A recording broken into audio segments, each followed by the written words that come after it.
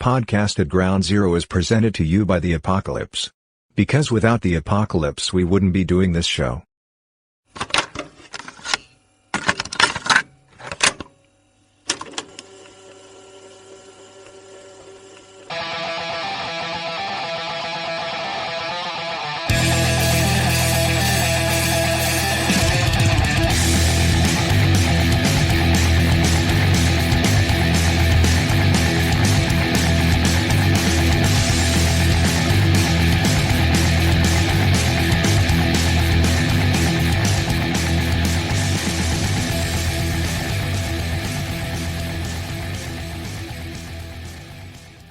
Greetings, friends of the Apocalypse. This is Podcast at Ground Zero, your home for the Apocalypse, for episode 87, and the topic will be off-topic number 7.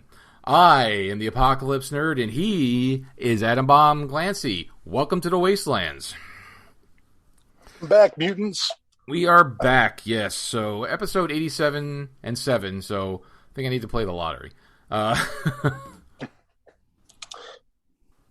All right, so today we are bringing you a shotgun blast of apocalyptic information and apocalyptic topics that have been, and entertainments that have been gracing our feed. Some of them are from years ago, some of them are fresh out of the gate. So hopefully we will find something to direct you to so that you can get your fair share of world-ending entertainment. Absolutely. So... we did another off topic because we have a lot, again, like you said, just a potpourri, an apocalyptic potpourri of, I don't want to know what that smells like, but, well, apparently it smells good because we're talking about it. So. Oh yeah, it smells good to me. Get that deep in your lungs. Take it all in. So we got all that. That's been going on. Just want to touch on real fast, because I keep on saying that I'm going to make a post about it, and I never do. So you only hear about it on the podcast, was the Ko-Fi. So we've been having some people here and there make some contributions to support us, and we appreciate that. We've had a couple here and there. Again, nobody's required to do it, but you know what? If you want to buy us a cup of coffee, just to kind of keep us going along and recording, not that it's not going to stop us, but, it helps because, we've been doing this for a number of years. And again, we try to stay away from, there's so many podcasts I listen to that I like, but, the first 5 minutes is spent on them hawking something. And I just hate that shit. So, and I only talk about this every once in a while, but we've had some people contribute. And again, we appreciate that. And again, if you're going to contribute, again, you can find the link on the podcast at groundzero.com. It's right on the front page in the right column. Again, don't send. We sound ungrateful, but don't make these giant donations, because I've had to refund a couple people because they sent way too much money. And it sounds so dumb, but we don't want, it says if you want to buy a cup of coffee, get a cup of coffee, 2 cups, one for each of us. That's fine. We don't want somebody sending a lot, because you know what? We're not that good, and and you know what? And I just feel like that I'm going to be, indebted to people, because it's not like we're doing a Patreon and we're giving all this extra bonus stuff. We have nothing special. We have nothing special extra to give. You're getting it all. You're getting it all. So I don't want people saying I have to refund their money, and then that cuts into other people's cups of coffees because PayPal takes their fees back. So please don't send $100+ donations. I'm telling you that right now. Just don't do it, because I'm going to refund your money. Again, it sounds so dickish, elitist, and ungrateful, but there's reasons for it. Just a couple cups of coffee, just to show your appreciation for the years that you've been listening. That's fine. That's great. So, and that's all I'm going to say about it, because I don't want to beat that horse down too much. So, and again, people have done it. Thank you. So, so we got a mixture of the before we have a lot of TV shows and movies to talk about. So I want to talk about the other stuff first. Absolutely. Just to kind of get that stuff, because I don't have as much on the other stuff. So one of the first things is me and Scott just spent a lot of time before the show just kind of going over what we're going to talk about, and it's like, I guess we should just be recording this. So one of the first things that I came across is there is going to be a new video game coming out. It's a zombie video game called Back for Blood. So those of you who had video games 10 plus years ago, 2009, might remember the Left 4 Dead franchise. Left 4 Dead was a really good first-person co-op zombie shooter. Great game. Me and Scott used to play that. Maybe the first one out of the gate. I mean, I can't remember anybody doing this beforehand, before they did it. No, they did, and they did a good job. I liked it a lot. So this game they call it the spiritual successor to that. So basically Left 4 Dead 3, because it's done by the same people who did Left 4 Dead 1 and 2, but I guess it's not in the same studio because the studio probably has the rights to that. So they made their own game, which is basically, it has a lot of similarities to that franchise. So that's coming out, I want to say July or August it's coming out. Either that or the fall. I don't remember off the top. Do you remember which platforms it's going to be for? It's going to be on. It's going to be on all the console platforms. Xbox, PlayStation, and what's good for me is because I wasn't gonna get any of the super duper deluxe editions or anything like that. But I don't need to get it at all because since I have Xbox Ultimate Game Pass, it comes along with it, so I get to play it, quote unquote, for free. Part of the package. Before I make it, so it works out good for me because I am a Ultimate Game Pass member till December of 2022. Because long story short, I'm always an Xbox Gold member. I prepay ahead of time when I find deals on Xbox Live. So I was prepaid until December of 2022. Back in December, they had a deal for like $1. You could try Ultimate Game Pass for 3 months and free Disney Plus, which I got to watch The Mandalorian. But part of their fine print was that any remaining Xbox Live subscriptions that you have would automatically be upgraded to Ultimate Game Pass until it expires. So I had to call their customer service and say, okay, so you're telling me that my next 2 years that I've already prepaid is going to get upgraded to Ultimate Game Pass? And they're like, yes. So I got 2 years of Ultimate Game Pass for $1. You are on mute, Scott. I cannot hear you. You say no to that. No. You say to that. I said yes. I said, yeah, that's, I'll take that. Because, I already prepaid, so that was $5 a month. So I just got another $10 a month. So $240 worth of gaming for $1. So great deal. So anyway, enough of my woes, which I'm now playing on my Xbox Series X. So yes, I was able to get one of those babies. So and I'll tell you, I had an Xbox One X, which was a good console.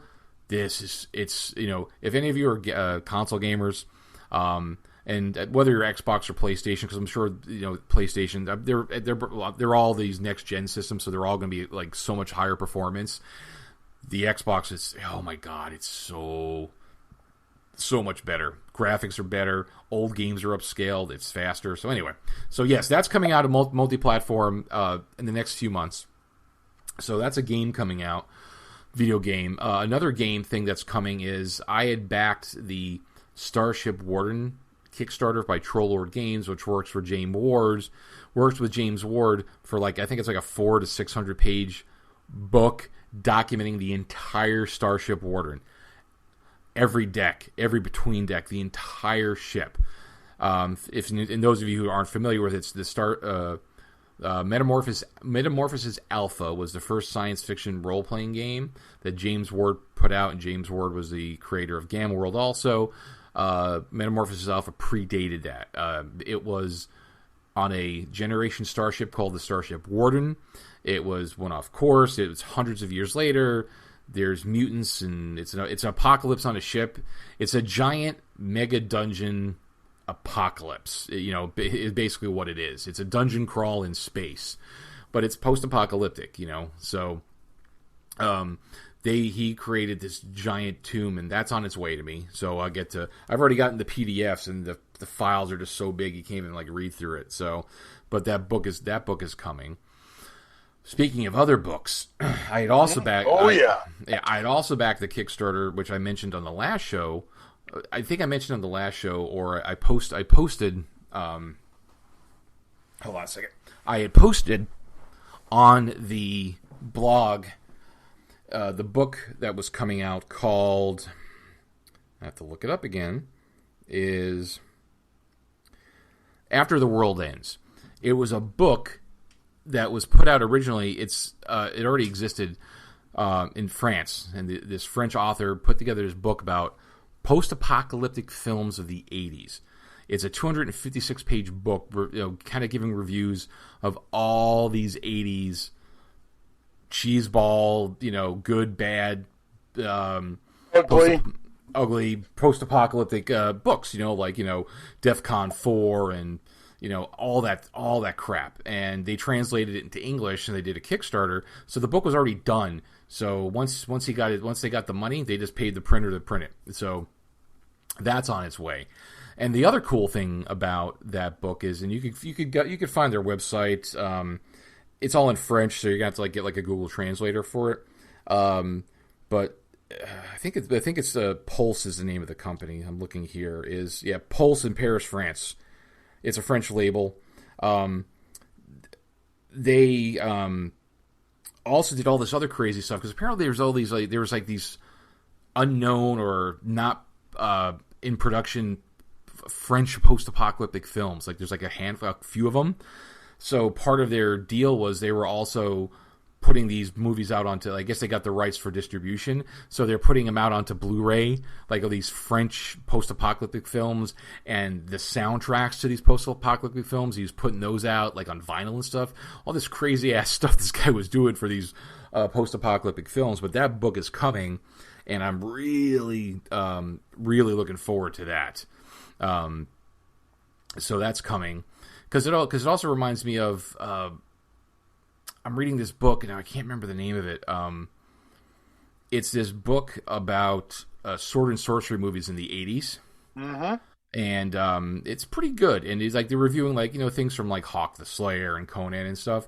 But he's only really doing what he classifies as sword and sorcery, because some of the stuff doesn't fall, you'd think, oh, Excalibur, but Excalibur's, according to his criteria, is not really a sword and sorcery film, like some of the other ones. Despite the fact we have sorcerers and swords, it's that it's not set in that kind of mythical Conan thing. I mean, it's, mythical. It's mythical England, but it's not mythical enough. It's not mythical enough. It's not removed from history enough. Yeah, so that book's interesting too, because I knew about sword and sorcery and pulp stuff, but I learned more because he talks about the history of it, with the Lord of the Rings and the rise of fantasy, and why Lord of the Rings is not a sword and sorcery, but so it's kind of interesting too. So this book talks, but it talks about 80s sword and sorcery films. So in this one's talking about 80s post-apocalyptic films. Again, all in my wheelhouse. So that book is coming, which is exciting. So again, it's After the World Ends. You can just Google that, and you can find that, and because it will be available for sale on the website. So it's going to come for France. I think it's 30 francs or something like that. So whatever that translates to. So, so you could get your hands on that. So that's coming, which is cool. So that's really it for the game. Do mention that as part of the Kickstarter. Yeah, I guess you already did that. The French films that are actually going to be released, you're actually going to get a flood of French apocalyptic films you've never seen. Yeah, it's a handful. It's a couple of them. It's I think there's I'm looking at the information now. It's there's 4 or 5 of them. Warriors of the Year 2072, Hands of Steel.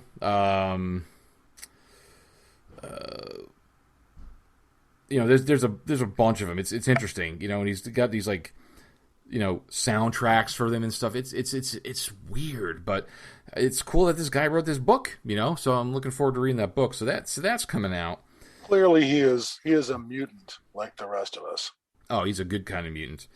Mm-hmm. So that's really it with the kind of a apocalyptic the gaming there, because I know because that's coming, Starship Warden, which I'm sure that book will be available from Troll Lord Games once it's out there. So that's really the games. Those are video games, actual RPGs. Oh, of course, the Fallout RPG. I've mentioned it before, which is being put out by Modifius, is on pre-order. So it's a Fallout RPG, not the tactics one, which is the miniatures game. It's an actual tabletop RPG, and it uses, I think it was put out by the same people who do the new Twilight 2000. It's the Free League. Free League from Sweden. Yeah, they're burning up the marketplace right now. They've got the Alien franchise. They picked up Twilight as a sort of pet project. I have got my Twilight 2000, my new book, and I've been looking at that. And certainly they've also got the whole Tales from the Loop thing that made them a mountain of money the size of Montana. And now we're moving into Fallout country. So yeah, they're cranking out the work right now. Oh yeah, and some people don't like the 220 system. I don't know it well enough to like it or dislike it, So, but again, it's a Fallout RPG, so that's kind of cool. And what's better for because the thing is, they are in Sweden, so anytime you want to get the physical books, unless you're in the EU, because again, just like how when they try to get stuff from the States, it's expensive. International shipping both ways has gotten very expensive. Not just from the States to France or France and back. It's gotten so in the United States. It's always been just like, and I get them, like Australia. Like, I see people from Australia like losing their shit about the shipping. It's like it's twice as much as the actual product. It's like, well, I can't do. They're like, I can't do anything about that. That's what it costs to ship it. What do you want me to do? If you went to we're not Amazon, and if you went to a normal website, you would pay out the ass for shipping. So Modifius is actually getting a U.S.-based distribution center. So I guess they'll ship inventory there so that it could cover this side of the hemisphere, whether it's Canada, U.S., Central South America. So it'll make shipping more cost-effective for this region. So if you've ever wanted, to get any of their stuff, because they also do. I just lost PDFs, print on demand. No. They what's the other game? Mutineer Zero. They do that as well. Right. So that's a lot of good resources there. But again, you want to get some of these hardback, but you're gonna pay like $100 to get a couple of those books shipped. So if you're in the States, in this region, now once that store opens, it'll be a lot more reasonable to get Mutineer Zero, and then of course when Fallout comes out, I'll be getting that. But I'm waiting until that store is open before I make any kind of orders. Yeah. But that's coming out because I'm I like the Fallout universe. Yep, still do, despite what happened in Fallout 76.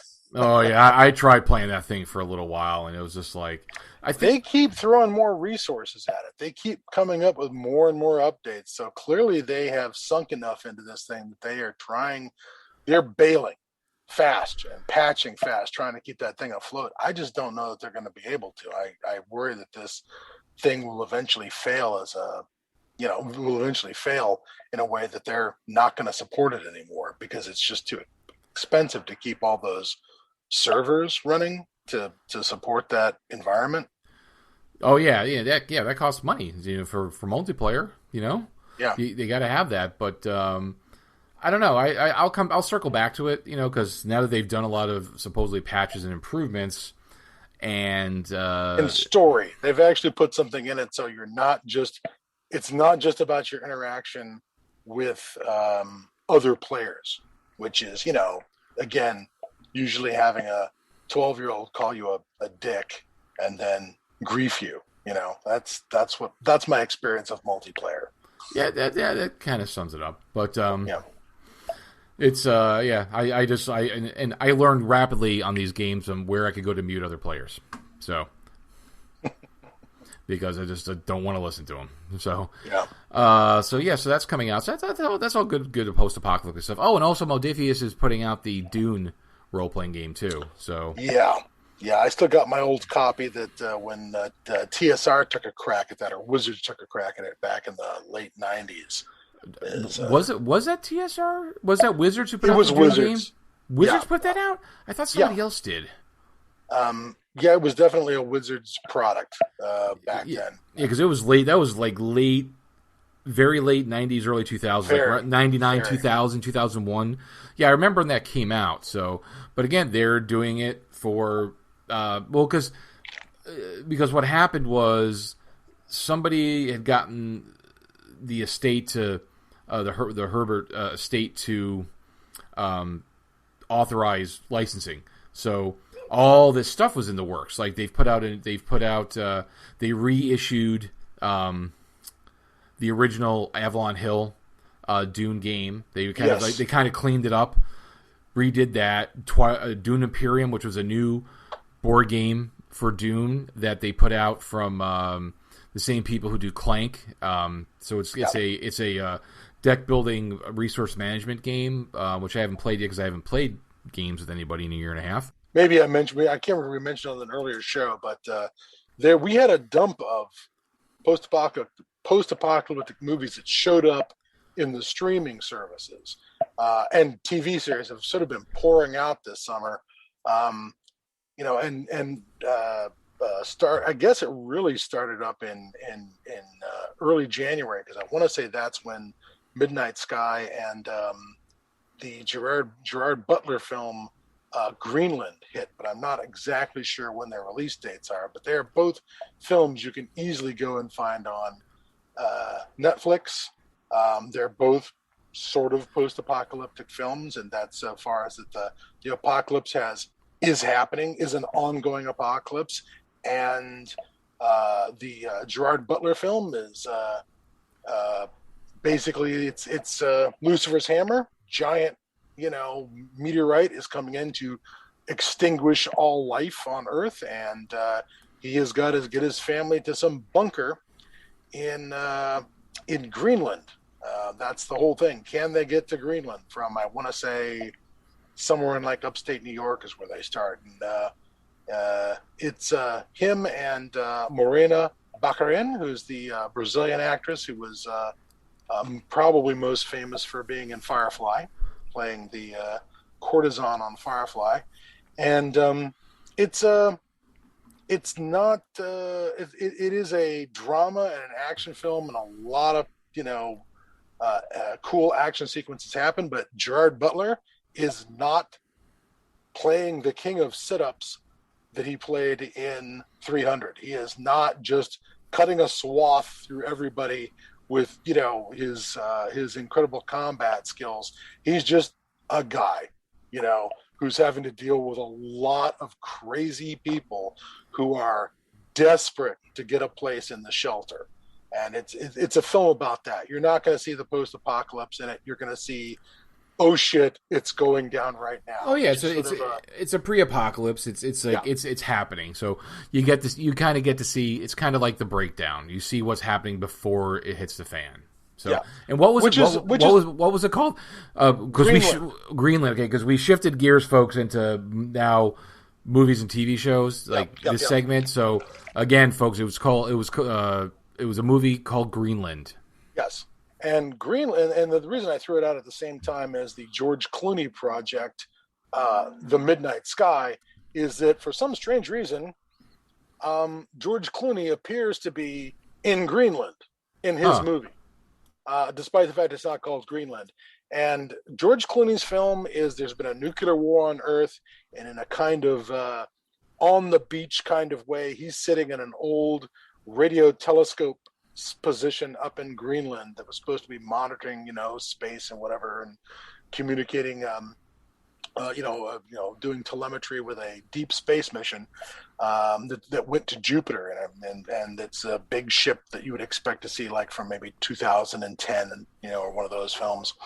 But the or what was the film Sunshine? It's a ship like that. It's a hard science fiction. It's supposed to be a hard science fiction ship. But it's returning to Earth, and the whole movie is him trying to get to a place that he can send them a message telling them not to land on Earth because it is, a nuclear hellscape, and that they should escape to the dying planet. Now, the thing is... Well, the concept... Okay, let me stop you for a second. The concept sounds interesting. Yes. I like the idea of it. I mean, it sounds good on paper, you know?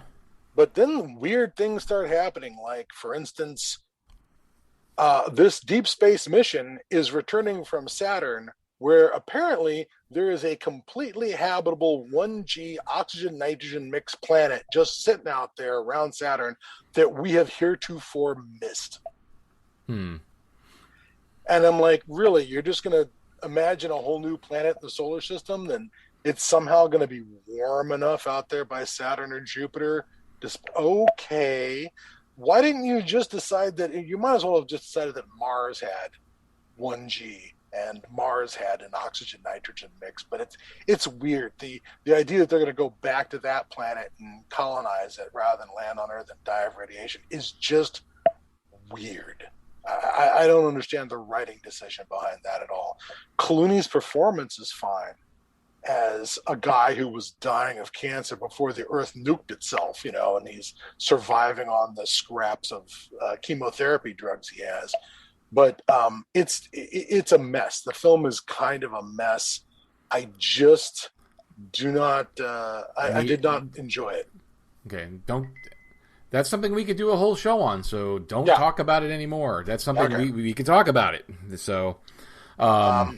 But it's available on your streaming services like Netflix. I wanted to point out what else is our Netflix. Well, we got lots. We got lots. Before I talk about that, I also have to let people know an upcoming show in development. It's only in development. Like they're still working on it. You've heard us? We reviewed the Hugh Howey series. The Silo series, dust, wool. Oh God, I forgot. It's wool, shift. Dust, shift, and dust. Right? No. Yeah, it's wool, dust, shift. Wool, dust, shift. So, wool is in development. Well, apparently, back in 2018, AMC, and I'm glad they didn't get it.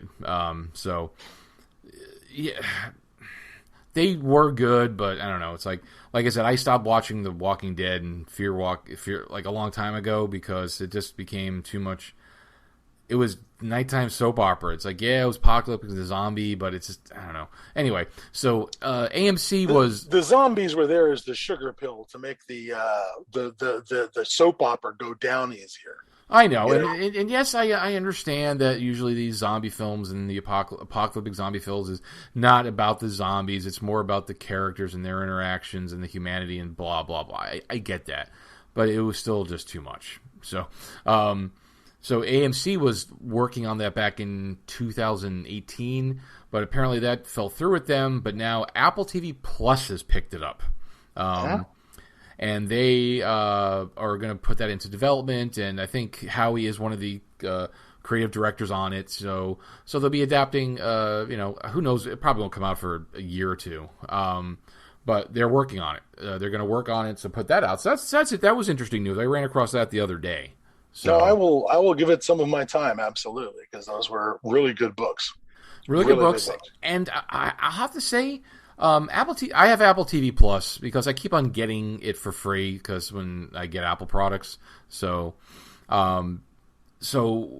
we have it, and they do a good for a streaming service that's new.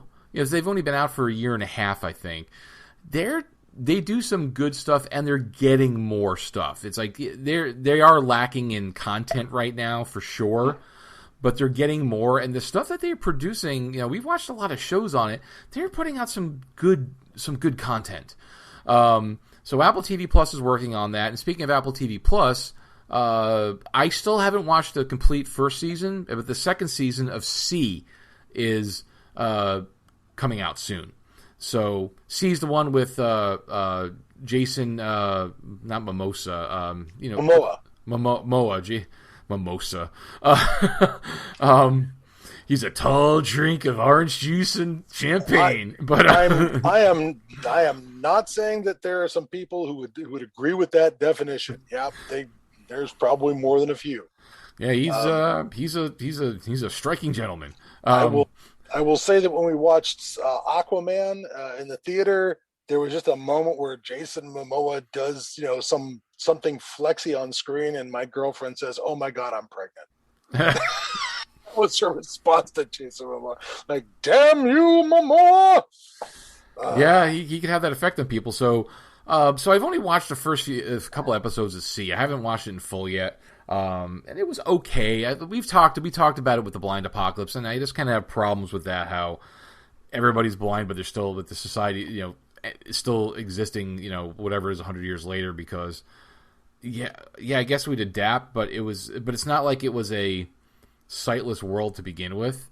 We went from a sighted world to a sightless world, and it's not really designed for that. Sight is one of our major evolutionary adaptations, in a way that isn't just about your eyes, but the way your brain interprets the visual data is huge in humans. It's one of the most important things that makes us a successful species. So just losing your eyes isn't just about your eyes. It's about all those parts of your brain that was interpreting that data and extrapolating that data. So, yeah, I'm having a hard time imagining that we're just bopping around later, sightless, having adapted to us, a new Iron Age or a new Stone Age or something? Yeah, I think it's somewhere in between. It's not quite Stone Age, but so their second season's coming out for that. But then also Apple TV Plus. I was looking this up. I keep on getting so far from the mic, and I think people aren't going to hear me. There's another series coming out on Apple TV Plus. So if you don't have Apple TV Plus, you're not going to be able to see all this stuff. But Apple TV Plus there's a series coming out in October called Invasion. It's I'll read the 2-sentence description here. Earth is visited by an alien species that threatens humanity's existence. Events unfold in real time through the eyes of 5 ordinary people across the globe as they struggle to make sense of the chaos unveiling around them. And that's... we can always count on aliens to come here and fuck our shit up. That's that's just basic. Yeah, so that's Apple TV Plus, So, they have C. This is coming out. And again, it's a pre-apocalypse thing. It's a downfall scenario. Wool's going to be in development. So there's good stuff on Apple TV. And speaking of, we were talking about senses and sight and sound. I saw A Quiet Place 2. Okay. How did that work out? How did A Quiet Place 2 work out compared to the first one? I think it was good. It continued the story right from where it left off. Oh, really? Yeah, right where it left off. But there's also a lot of flashbacks during the course of the movie that kind of gives a little more background into what actually went on. Now, it doesn't give you full details.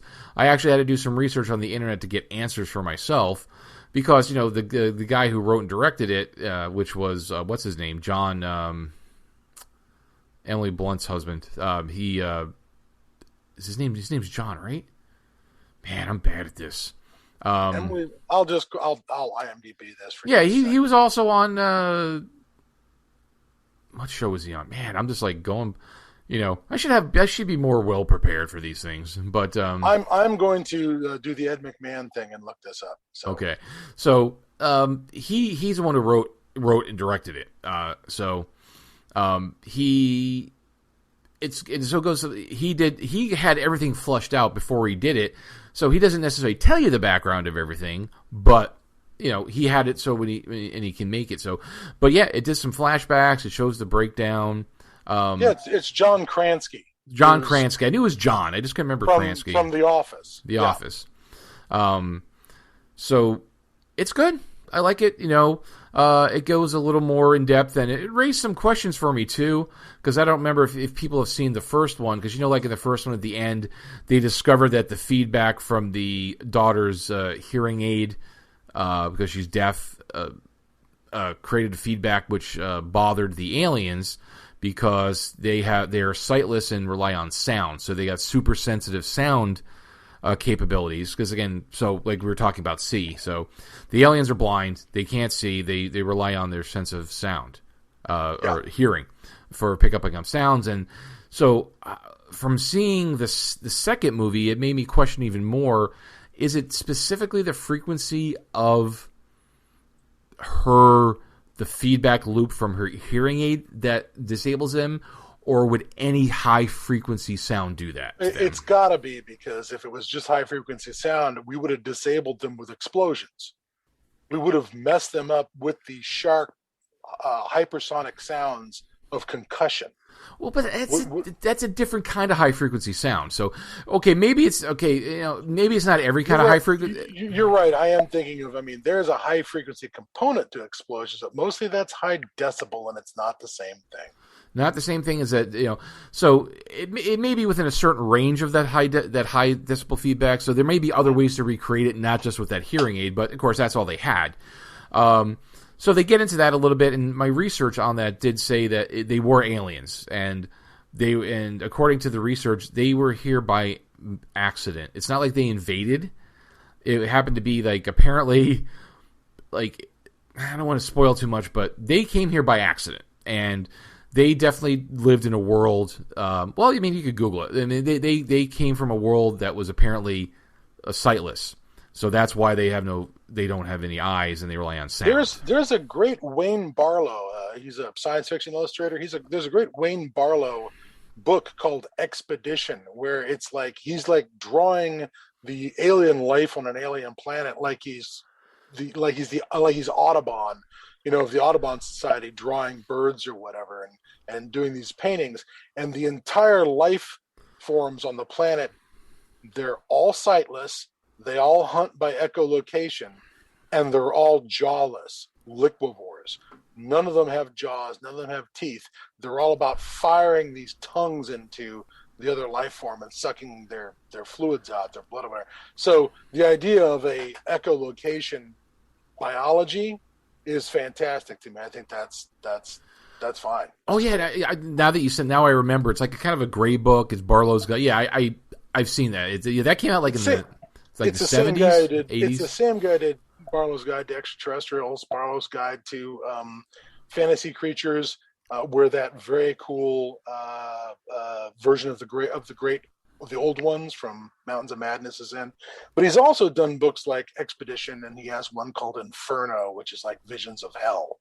That is, the hell is like something out of Dante or something like that. But the Expedition is sort of straight up sci-fi, and it's got all kinds of.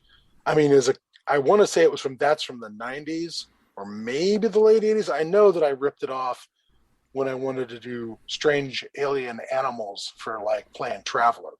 But if I wanted to come up with something that the players weren't expecting, I would pull something out of there, some animal that is a biped with no other limbs.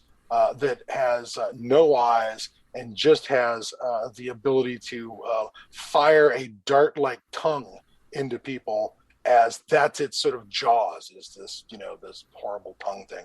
And some of those creatures a little bit, although they put teeth on the critters in Quiet Place, the echolocation's very similar to that story. Yeah, so it was good. It was the first time back in the theaters in a while.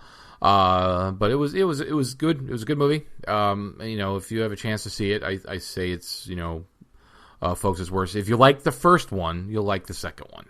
Yeah. So that was that. I talked about Wool, and then we talked about. We haven't hit up. Speaking of things coming out on Netflix, it just dropped Black Summer Season 2, which I have watched. I have not. We're going to do a whole episode on it, but what is the 10,000 foot view on the second? Because we were both huge fans of the first season. Huge fans. What is the 10,000 foot view on season 2? Again, it's good. I like it. Liked it a lot. It had the same feel because remember how they did it where it showed different character stories at different timelines, and each section started with a title. Do you remember that? Yeah. They continue that on through into this because I was reading up on it a little bit. Is they're doing it because the director wanted to make it feel like chapters in a book, and I was like, that makes a lot of sense. There's a title of a section, and they aren't necessarily because in a book you'll jump around from the future, the past, the present. They do the kind of same thing in Black Summer. So I think it's an interesting format the way they're presenting it. So, it's it's the same couple of characters that we saw at the very end of Black Summer 1, those couple of characters that kind of made it to this bottom of the stadium, like I think the 3 people, so it tells their story, and of course there's other groups we encounter. It's about 4 months later from the end of Black Summer 1, the first season. Literally, we've moved into Black Winter. Because it definitely gets into wintertime, and I like it. It's those characters. We encounter other groups. They continue the same things that we saw in the first one. There's not a lot of zombies necessarily, but you don't need a lot when they're fast. Because especially, if you watch Black Summer 1, Season 1, that, as soon as somebody dies, within seconds they fucking turn. Like, as soon as the heart stops, they're up and eating your fucking face. Don't even have time in the ER to call it. They're right back on you. Yeah. Which is interesting. Now, because here's the thing. We'll talk about zombies here for a second. Is you, like myself, have always kind of been in the traditional camp of Romero mythology of zombies. Dawn of the Dead, Night of the Living Dead, the whole slow zombie apocalypse. And, and there's nothing wrong with that. It's like, it's the classics. I enjoy it a lot. But I've kind of in 2021, I've kind of come around to the fast zombies as well. Now, I'm not talking about the fast zombies from 28 Days Later, because we've debated this 1,000 times that they're not fucking zombies. They're not zombies. They're not zombies. Victims. They're plague victims, which people don't seem to get. But actual fast zombies, which they did in the remake of Dawn of the Dead, the 2004, I want to say. The Schneider one, and he also brings those zombies forward for Army of the Dead, for Schneider's Army of the Dead. Which you watched. We'll talk about that. We'll get to that, because you watched that. I haven't watched it. So I've kind of come around to the fast zombie, because, you know what? Because why do the zombies need to be slow? Why can't they be fast? I'm not saying that, fast is right or slow is right, but I don't think either one of them is wrong, because there doesn't seem to be a physical reason why they couldn't be just as fast as they were in life. Yeah. I mean, until they start breaking their legs and things, and now they're stumbling around on broken tibias and femurs, that could slow them down. Yeah. But when they're fresh dead and jump back up, why? What's the physiological reason? You mentioned, was it meant to be like rigor mortis? Is that what we were supposed to be seeing in Dawn of the Dead or Night of the Living Dead? We were supposed to be seeing the zombies suffering from rigor that would never leave. They just get stuck with a kind of stiffness because of the, that process. Maybe we never really knew. But or they have neurological damage from whatever hasn't revived them perfectly, and so because they have brain damage, they're kind of fucked up and stumbling around and not as agile. Which is possible and a valid myth. It's a I don't want to say mythology. Folklore, or it's part of that story. Yeah, it can certainly be part of that. Part of that canon, I guess. I don't know. Whatever the right term is for that. But I don't see any reason for a fast zombie. If you just died, there's no fucking reason that your body just can't get up and start fucking doing a marathon. There's no reason, because rigor mortis hasn't set in, and and that's the problem. Like you said, is they're going to run themselves ragged. So, so there's a lot of cool things. They do a lot of their cool little things that they do from the first season. They still continue that stuff there, and I won't spoil stuff, related to that. But it is winter, so we do see that. I mean, I know they addressed it I think they addressed it in The Walking Dead, that zombies were slower in the cold, and. Just so you know, I had that idea first. I can't prove it. Before Max Brooks got in there, that dirty plagiarist. That motherfucker. Because back when I worked at Publix from 1991 to 2000. So I worked in the produce department. And which was next to the meat department. So this is early on. This is like mid 90s, well before Brooks's fucking book. Now, because we were all about the whole zombie thing, especially me and my friends back then. Still, so something got me thinking, because in the meat department, when they had these big hunks of meat, and they cut it on the saws, to bring it down. It's like cutting through wood when it's frozen. I mean, because they're not going to cut it when it's all soft and loose. They would freeze the meat in the They would get it cold, so it would cut better. And I thought about that. I'm like, you know what?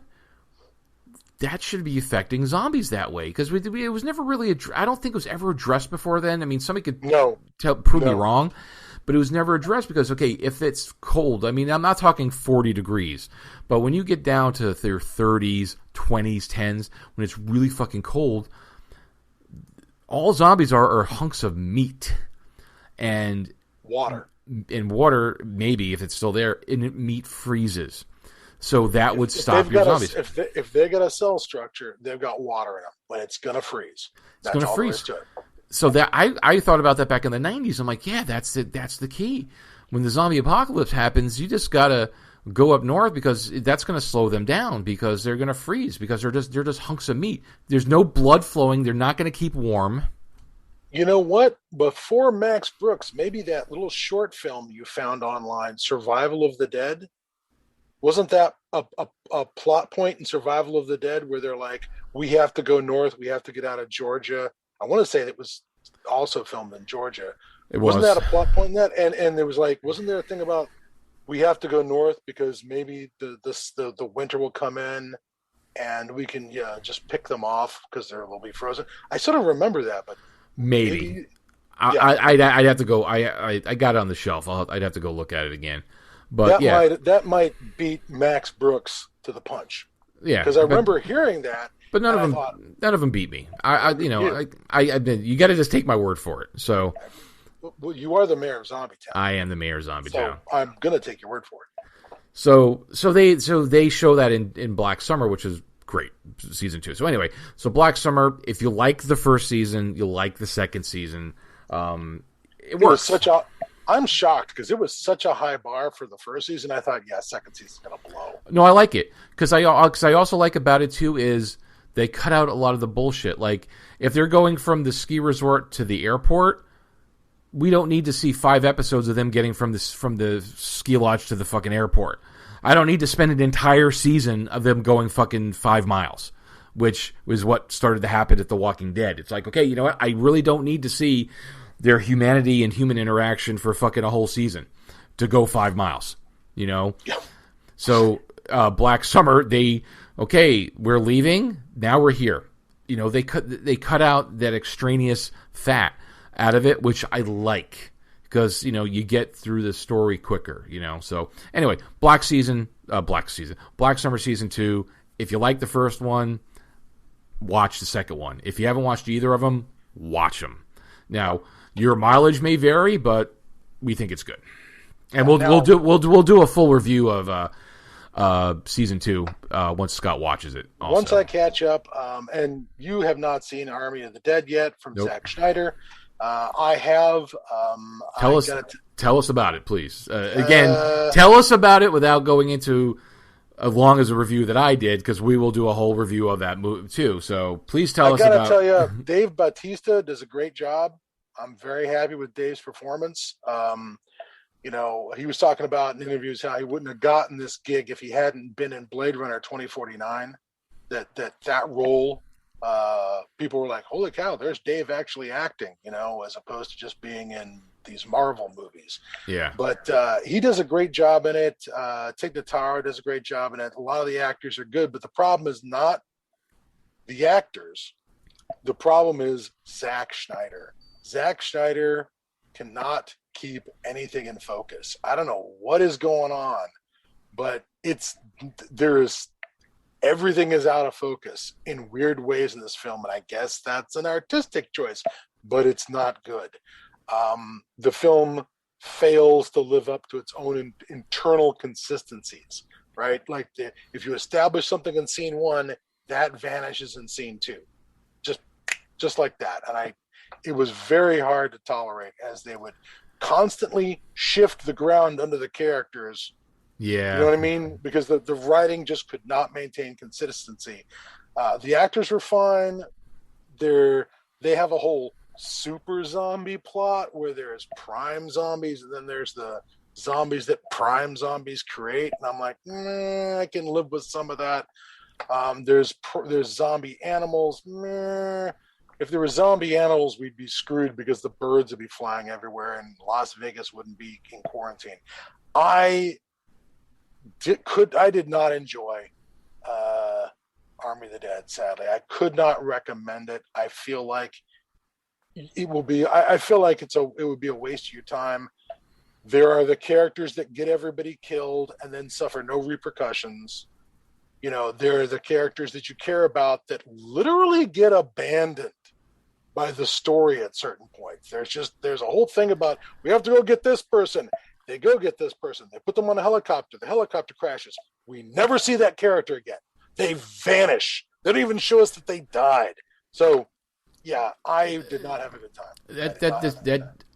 That just sounds like a lot of bad writing, because just the fact that you said that the shifting, what did you say? The ground keeps shifting under the characters. Well, before that, the characters, you said that was it the plot for the characters you said changed? Or they do not maintain an internal consistency in the film. Okay, so the continuity of the story keeps on changing. So there's no continuity through the story, which I felt like there wasn't. Because, you know, just somebody. All right, we always have a Burke character, like from Aliens, who's got their own agenda on the thing, and it's set up very much like Train to Busan 2 Peninsula. Go in, rob a casino, right? And the casino owner is like, I want you to get the money out of my vault in the casino. I can't get to it. I need a team to go in and move all this money, and so on and so forth. And it's like, oh, cool. I've already been paid the insurance for the lost money, but you're going to get the money back. I'm going to double my money. I'm like, okay, that sort of makes sense. So they go, we need to break into the vault. Wait a minute. Why do you need to break into the vault? The guy who owns the vault is telling you to go in. Can't he give you the code? Nope, he doesn't have the code. You need to bring a safecracker who has no combat abilities so that they're dead weight in the story. They can't just write down the combination on a piece of paper and hand it to you. And I'm just like, what? I mean, that's just like one of the opening bits of the hey. That's pretty blaringly bad, because if it was some rando that was like, hey, I heard this casino has this money in there. But I need you to go in and steal that money. We'll split it before the owner gets it himself. Ha ha ha ha. Okay, fine. Safecracker. The fucking owner can't get you into the fucking safe. No, he can't. He cannot. I'm calling shenanigans on that. It's full of shenanigans, which is sad because Dave does a lot of really good work in this film, being an action star, and you know, I just really liked his work, and it's a shame that his work is better than the film. Yeah, just the whole thing with the continuity, that doesn't bode well. You know, because that's kind of like, you know how much I hate that, because like especially that happened with like the Deathland series. You know, continuity fucking disappeared when fucking Ahern fucking died. Well, yeah, exactly. Because when he stopped writing those stories, there was no fucking consistency, because somebody else was writing and there was guest writers. Somebody brought up a really cool idea and then like it was never touched on again. Like, what the fuck happened to that? Immediately abandoned. After the one. Yeah, I hate that. So I mean, of course, you know, you're not recommending it to people, but of course I will have to watch it, so then we could both be miserable and talk. We'll talk about in detail. So I'll watch that. We will share the pain. That's all there is to it. It's the only way you get through the apocalypse is you join together in misery. So those are going to be 2 upcoming episodes, folks. We're gonna, like, when Scott gets through Black Summer 2, we'll review Black Summer 2. When I watch Army of the Dead, then we'll do a show on Army of the Dead. So 2 zombie episodes coming up. Something I said when I first, saw it and came out: if you're going to watch a zombie apocalypse that takes place in and around Las Vegas, check out the film It Stains the Sands Red. This was a film made, I believe, back in 2016. It is a full zombie apocalypse, but it just follows the story of a character who, in any other zombie apocalypse movie, this character would just show how the monster works and die horrible. They're like this coked out stripper from Vegas, right? And this kind of character would just be a nice victim. You don't have to like her because she's she dresses horrible and she's a cokehead and, whatever. And she can just die horribly and the audience can move on. But this movie takes this woman and pits her the whole movie against one zombie, where she's separated from her car, separated from her supplies, trying to get across the Nevada desert, just following the GPS signal on her phone, like to tell her which way north is, trying to get to an airfield so that she can be flown out of here. And it's just her versus one zombie that never sleeps, never gets tired, doesn't need to drink, doesn't need to eat, is just right, 20 paces behind her the whole way across the desert. And it's pretty good. It's super low budget. It's got it's got some issues, but I really think that it held up. It's not like as good as, say, The Dead. Speaking of zombies and deserts, which was the zombie film made in Africa, that was amazing. But it's still got a lot going on in it, and it's a lot more imaginative and interesting than Zack Snyder's film. Plus, it's all in focus. It also has that benefit. So I would, if you're going to have a choice of which, and I want to say it's on IMDb TV. You can watch it for free there. So if you're thinking about, do you watch Zack Snyder on Netflix with Army Dead, or you watch It Stains the Sands Red? Go with It Stains the Sands Red. Go with that one. I'll have to look for that too, because again, the whole single person with a zombie, because they have something like that in Black Summer too. Oh yeah. Oh, I didn't know. Okay, cool. There's like a scene, but of course they're faster zombies. So that's the thing in Black Summer 2. There's not usually hordes of zombies because you don't need it.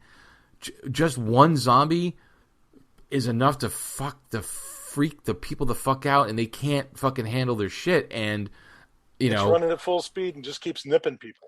Oh yeah, there's like scenes where there's like 2 or 3 or 4 people, and there's one zombie, and like they fail. Yeah. Well, that's why I want zombies to be scary. I want zombies to be absolutely, gut-watering, terrifying, and that's what Black Summer delivered in the first season. They made the zombie apocalypse absolutely terrifying again. And not to keep talking about Black Summer, but here's an interesting side note about that.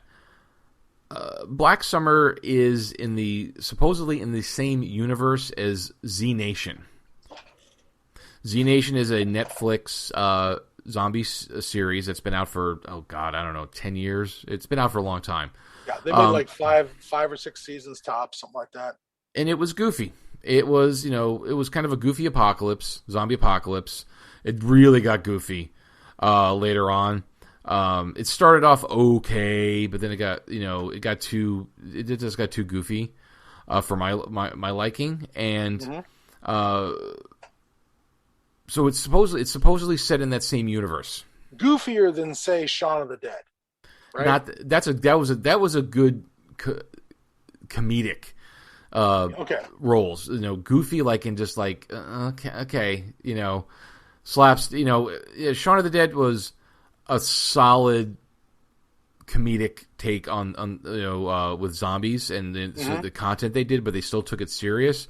This I understand they were trying to be lighthearted, and they were trying to. It was kind of a counter to The Walking Dead, which was super serious, drama. So very, very serious.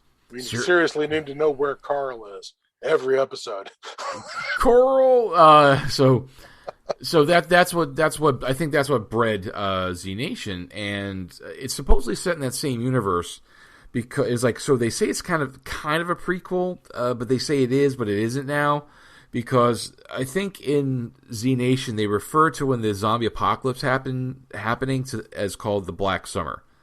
So that's why it's called Black Summer. Again, it's supposed to be set in the same universe, but it's not the same universe because he had said something that like Black Summer is when it's actually going down, and Z Nation is much further along in the timeline, and things start to get weird. And it's like weird in a bad way. I would be okay if they continued doing Black Summer, but kind of rebooted. Kind of retracted saying that it's in the Z Nation universe and just made it its own universe. Because it'll ruin it. So, but that was just interesting that it was in Z Nation universe. Last two things I want to mention in the world of Apocalypse that is out and about. I want to mention I finally got around to seeing the Stephen King movie. The Stephen King book Cell was made into a movie, and I did not know that. I've seen that. Yep, and with Cusack and John Cusack, Samuel L. Jackson.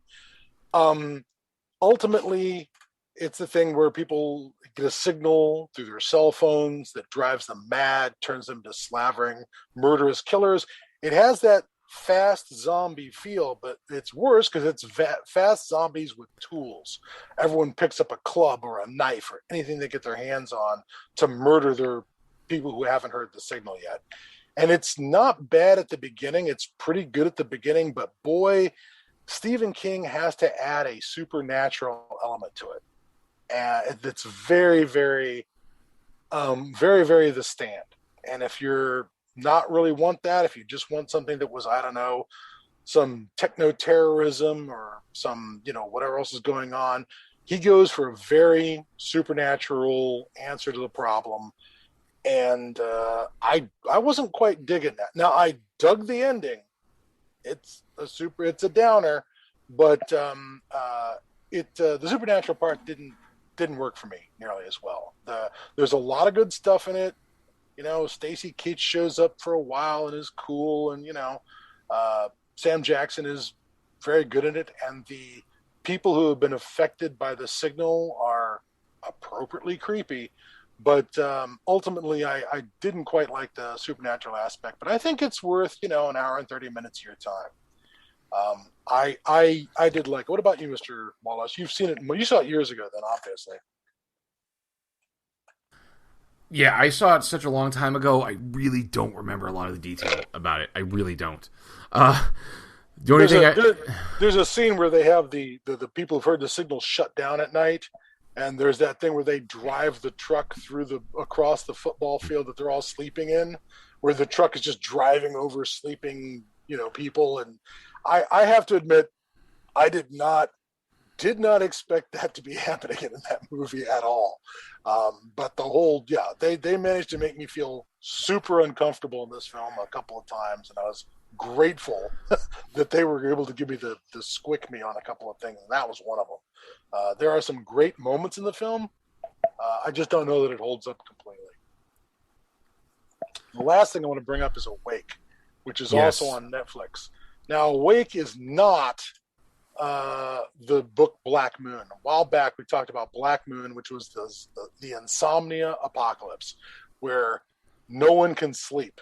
And as people stay awake, within 48 hours, they're not thinking straight.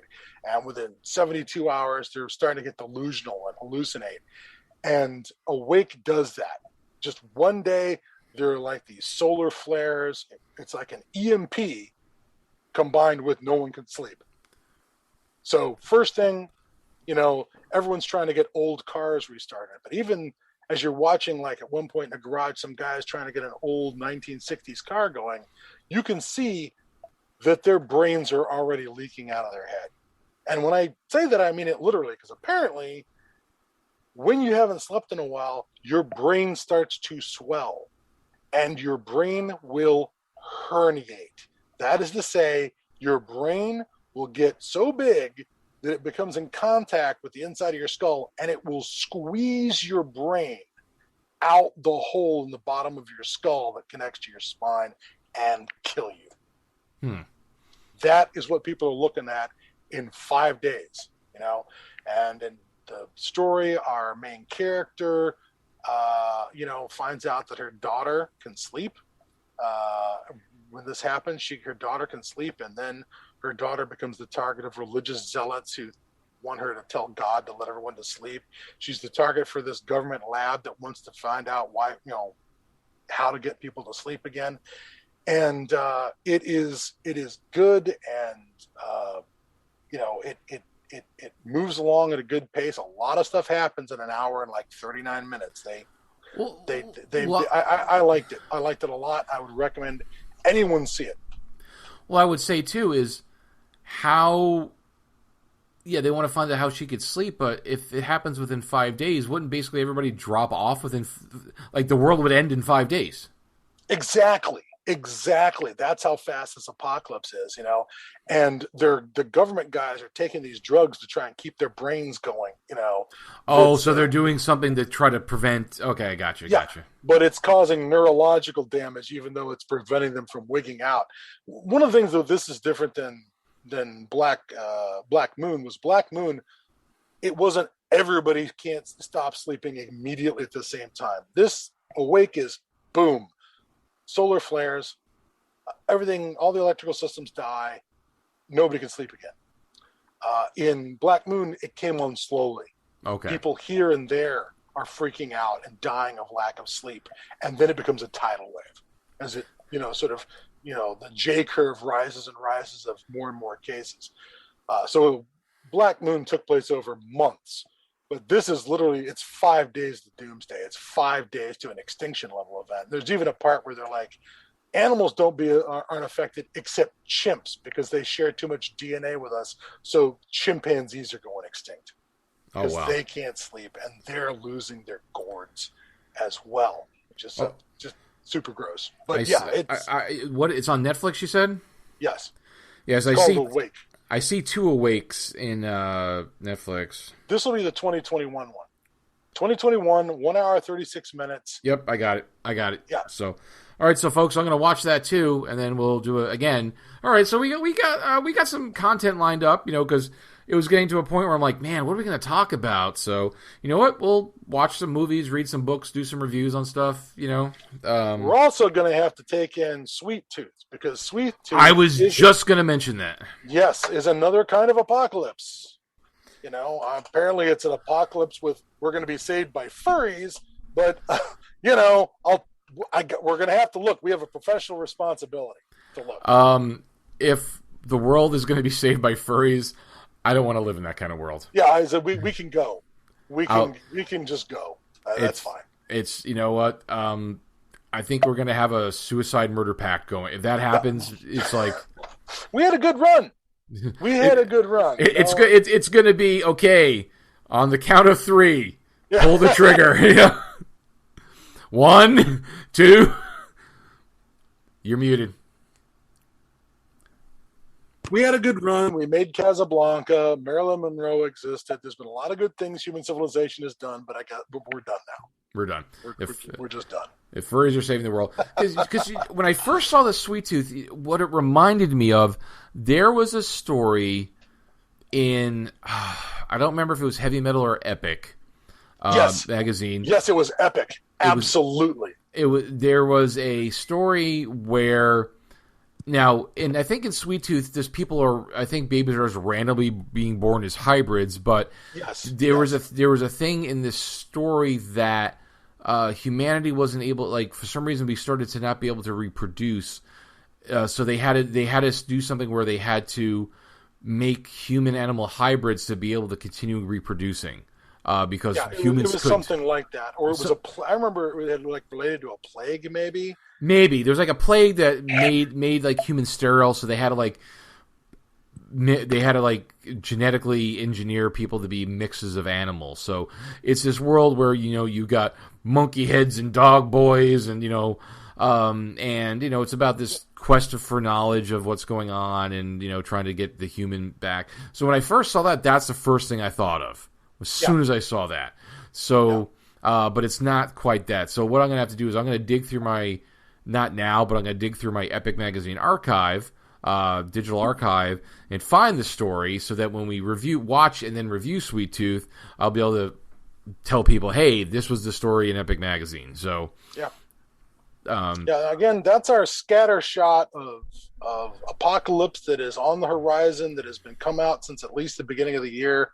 Just even in the last couple of months, like stuff just keeps on popping up. So we figured it's like, hey, we need to do a off-topic show to kind of talk about, again, the apocalyptic potpourri of content that's that's coming out. So it's good. It's there's a lot of good stuff. Nothing like a pandemic to get people thinking about the apocalypse. Yeah, exactly. Yeah, I guess we should have been recording more on the apocalypse during the apocalypse, the pandemic, and doing reviews of carriers and the Andromeda strain and stuff like that. But I just didn't feel like it, folks. A little too close to the bone. Thanks very much. Yeah, I just wasn't feeling it. I was basically every weekend I was spending time floating in our new pool that we got finished right before everything went to lockdown. So at least we had something to fucking do. So. It's like I couldn't watch any more TV. It's like, hey, let's go get sunburned and swim. That was perfect, That's a very Florida reaction, sir. It is. It's Florida, man. So right there. But all you need is a cooler filled with beer floating in the pool with you. And you're just you don't even need to put in a cooler. Just throw them in the pool, drink them. They will float. So just paddle over to the next beer. Exactly, and just or White Claw, whatever your groove is, we will not judge you no matter what you care to imbibe. We might, but well, not Zima. I mean, obviously. What is it? What is this? The 90s? People don't drink Zima anymore. Same way they drink Tab, I think.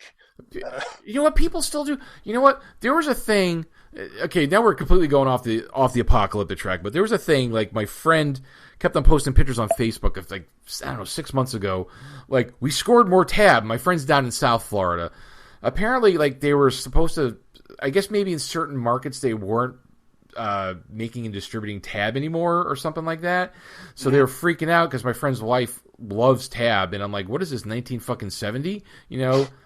Because I remember Tab commercials from the 70s. It was like the all the great taste of just 1 calorie Tab. I remember the commercials.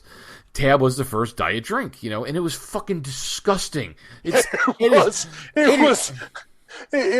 describe it as an acquired taste is like describing getting punched in the face as an acquired taste. It was not good. No, there is no acquiring that taste. You have to be absolutely fucking out of your mind to enjoy drinking that. Like my mom drank, because again in the 70s, so my mom drank fucking Tab, and sometimes that was the only stuff in the house, and it's like, oh, it's like it is so gross. It would have to be the apocalypse for me to drink that again. Okay, yeah, I will never voluntarily ever drink that again. But that will be just what you deserve, where you find the bunker full of supplies, and you're like, fucking Tab, really? That's gonna be gonna be my karma. So they were kept on taking pictures of we scored all these cases of Tab, and then I fucking I sent him a text or something like, dude, it's on the shelves here where I live. It's like, what? I don't get it, But apparently it was supposed to be discontinued, but it wasn't. But yeah, so anyway, Tab. Yeah, no, we're not. There's no fucking Tab in my pool. It's there's no Tab. There's no Zima. There's no Bartles and James. There's no no wine coolers. No Zima. No. Well, I guess White Claw is the new thing is that the new thing now? It's a hard seltzer, right? Is that the thing? I haven't tried the hard seltzer. You know what? Just fucking drink. I'll tell you what I did try recently was some Korean beer. Height and Cass were the two brands, and they're good lagers. They're good pilsners. Excuse me, I shouldn't have said lagers, but they were good solid beers. I tried because I had it in my fridge. Was because I don't really drink that much because beer doesn't agree with me anymore because of the wheat. It makes me sick. So I only occasionally have a beer, but I like Trooper. If people don't know, again, we're totally off the apocalypse here, folks. Trooper beer, which is the beer put out by Robinson Brewery, which was developed by Bruce Dickerson, who's the lead singer to Iron Maiden. So he Okay.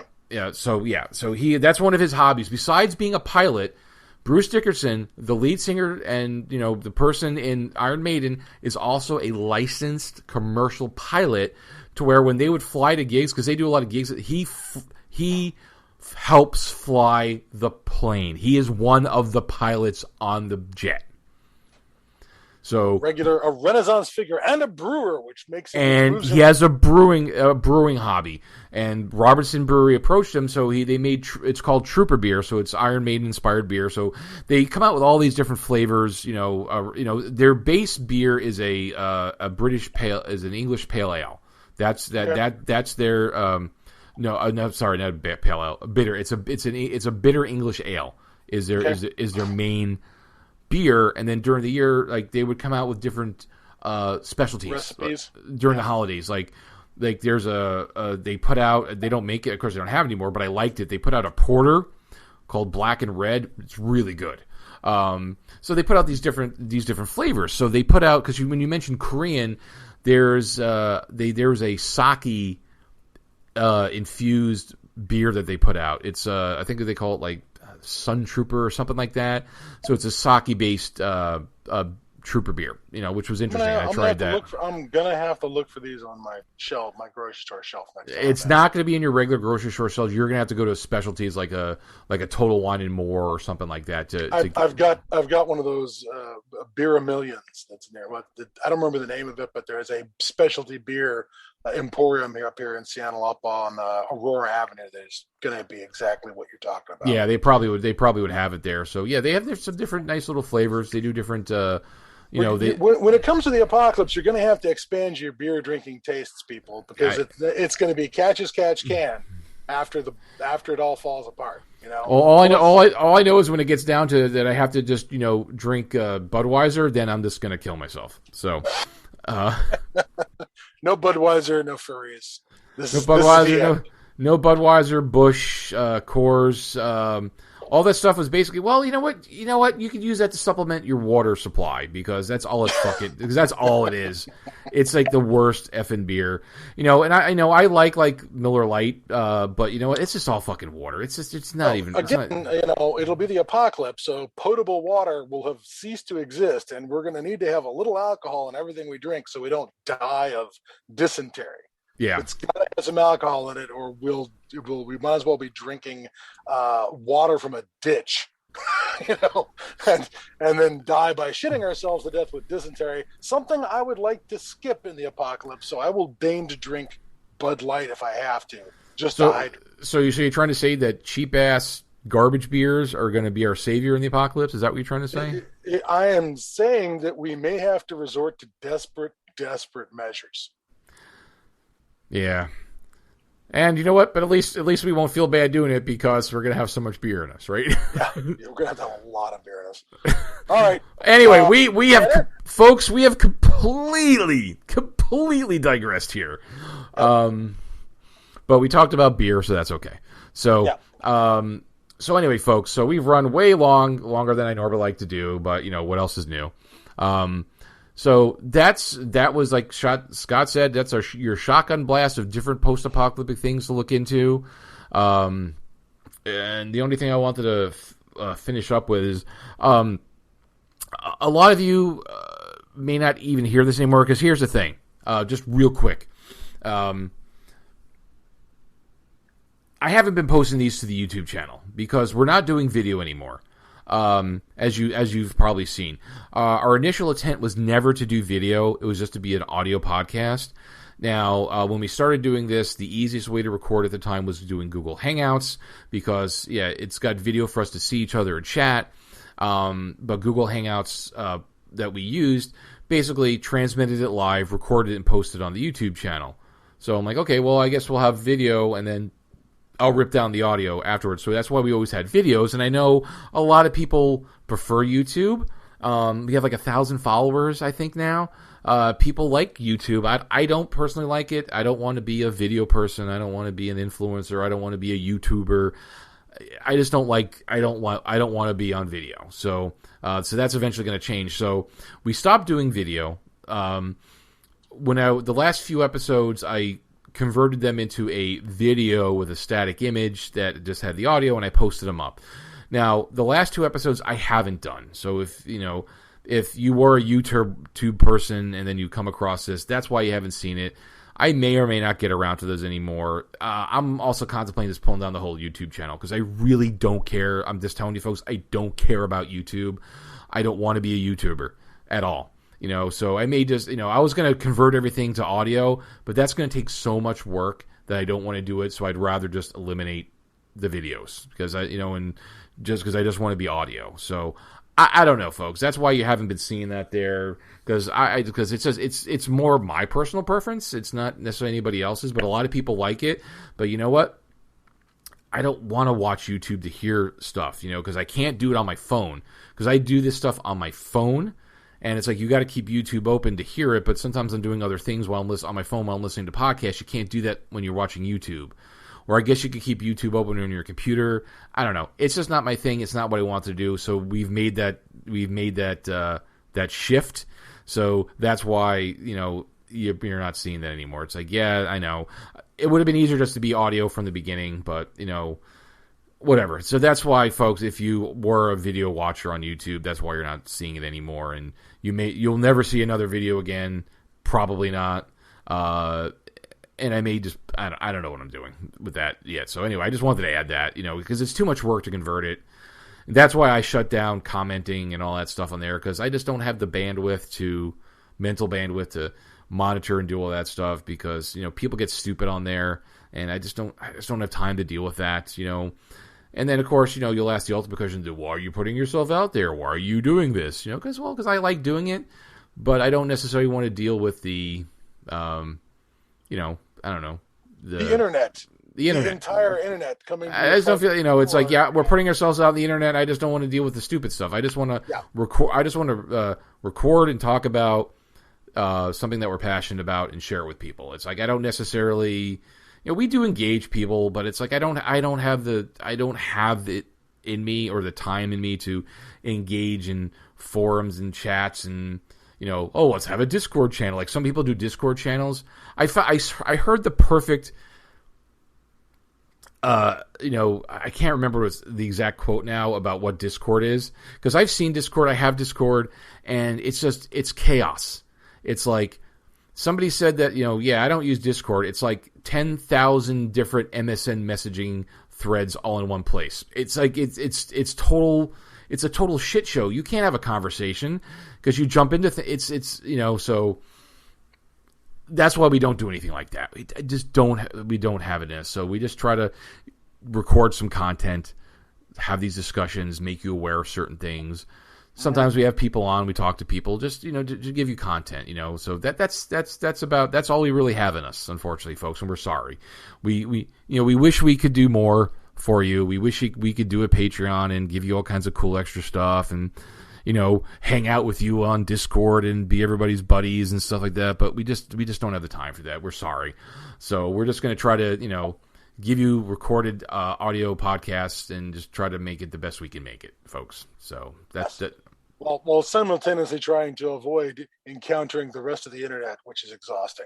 It's just exhausting. I'm so tired. So anyway, folks, again, I just wanted to give that little update on the YouTube thing. That's why people haven't been seeing anything on there, just in case people were wondering, why I've been neglecting it. So, yes, it's all on my shoulders again. So, sorry, folks. But anyway, so that's that. So, like we said in this episode, we had all kinds of cool things to talk about and all kinds of things we're going to watch. And we definitely got some reviews coming up for some movies for you guys and some TV shows. I'll talk about that really cool book when I get it, hopefully the next week or so, after the world ends. So I'll let you guys know how cool that is. And I am dying to see which of the most obscure post-apocalyptic movies that they may have come up with in this. What are the oddballs that maybe you may have seen once on a Saturday afternoon creature feature show back in the 80s or 90s, and it just vanished off the face of the earth. Couldn't even find it in a video store. That kind of stuff is what I'm really hoping for. It's 256 pages, so I'm sure there's a lot of good stuff in there. So I'll make a blog post about that. Another one with some links to the French website where you could order it from. So if anybody's interested in that, so I'll post that. I'll post it up there because yes, I don't do show notes either. So I just try to make, again, it's too much work. And I know we're lazy. We're sorry. Not sorry. Not that sorry, but we're done. Because we haven't done a show, we haven't recorded in a few weeks, so we're a little chatty, folks. But anyway, so this was our episode 7, episode 87, off topic 7. A lot of things we covered. So this opened up a can for us to cover some more individual items. Oh yeah, we're going back to Black Summer. There's no doubt about that. And some of these other movies we're going to go back to. So again, as always, folks, thank you for your time. We hope you enjoyed the show, and we will see you in the wastelands. This episode of Podcast at Ground Zero has been brought to you by Hobo Soup. Hobo Soup, when you have to make do with what you got. Now available in apocalypse size. Keep up to date with us by visiting podcastatgroundzero.com and subscribe to the blog via email.